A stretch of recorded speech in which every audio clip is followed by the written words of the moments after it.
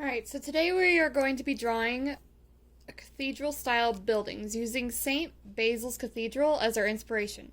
We're going to start by drawing 3 to 5 columns starting near the midpoint of the paper and drawing the lines to the bottom.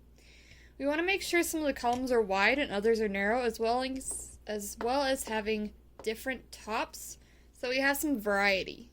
We're going to begin on the left, just like we would when we're reading a book, and work our way across the paper. Alright.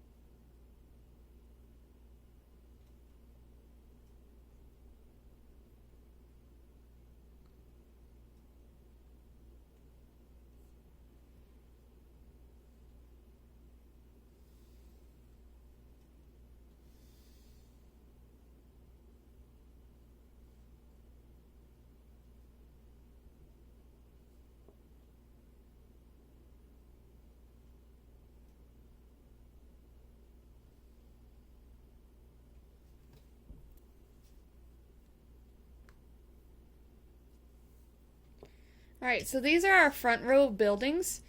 If you want, you can come back in and add a lot of more details after we finish our back row, which is what we're going to work on next. These buildings that we're going to draw next are going to go behind these buildings we've currently drawn. We're going to try to include a variety of buildings just like we have with our front ones, but our main focus is going to be using them to connect our front buildings together. So you see I have these two spaces in between these two buildings. I want to eliminate that, and that's what I'm going to do with my back buildings. The reason we have this, or do this, is so that when we come back in and add a background, or if we cut out this picture and add it to a background, we don't want to have to work our way around high detailed areas. So I'm just going to start.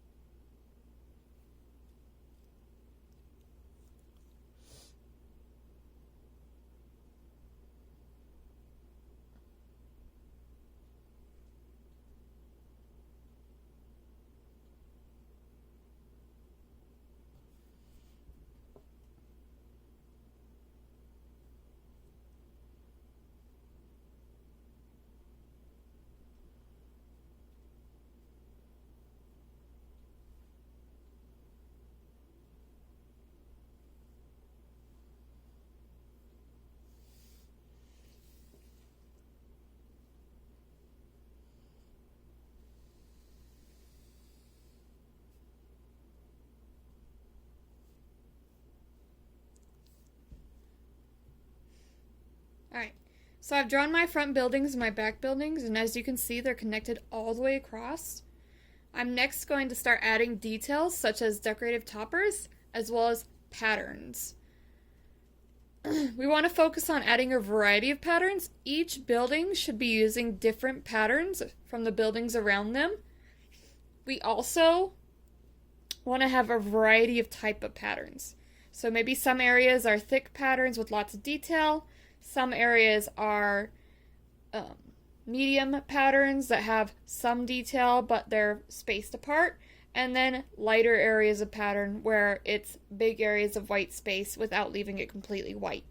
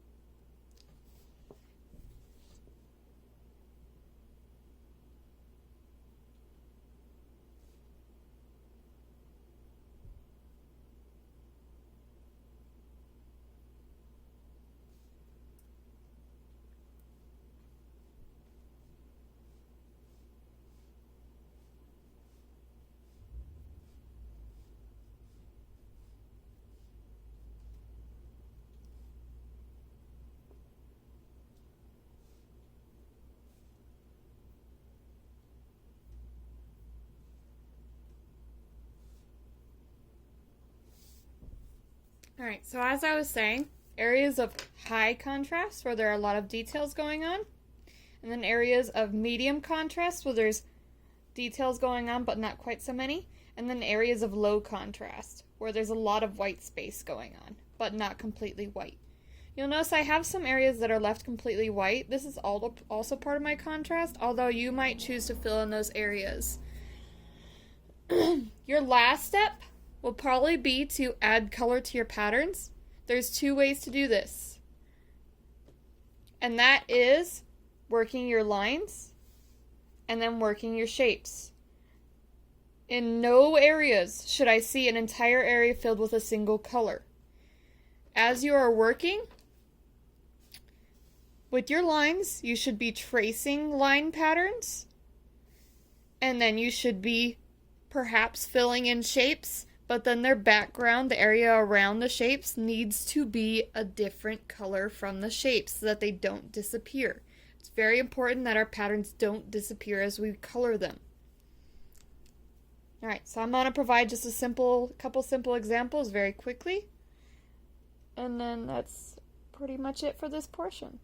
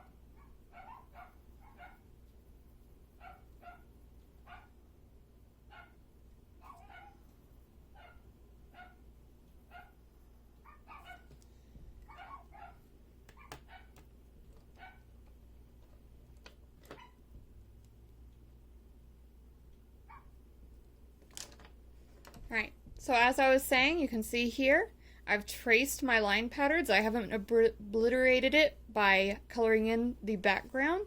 I might leave this white, or I might come back in with another color and lightly shade in the background to add a little bit more color to it. I've also turned my color into another part of the pattern by rotating back and forth between the colors orange and green.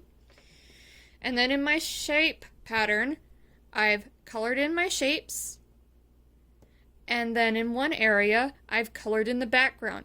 I might also color in the backgrounds in my shape areas where I've colored in the shapes, but that's entirely up to you. Be aware that white areas must be intentional and they should not dominate the image. All right.